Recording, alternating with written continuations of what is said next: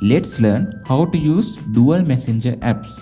If you want to use two WhatsApp accounts, two Facebook accounts, two Viber accounts, or any other two messenger applications, you can create it using this mobile. Let's learn how to enable this.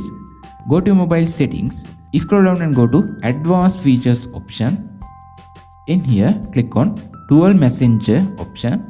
Now in here you can see dual messenger supported available applications. Now this mobile available apps is Facebook only. If I want to use two Facebook accounts, I can enable it like this. If you want to use another messenger applications, you can enable it like this. Now this is my first Facebook application. This is second Facebook application. In this method, you can enable dual messenger apps.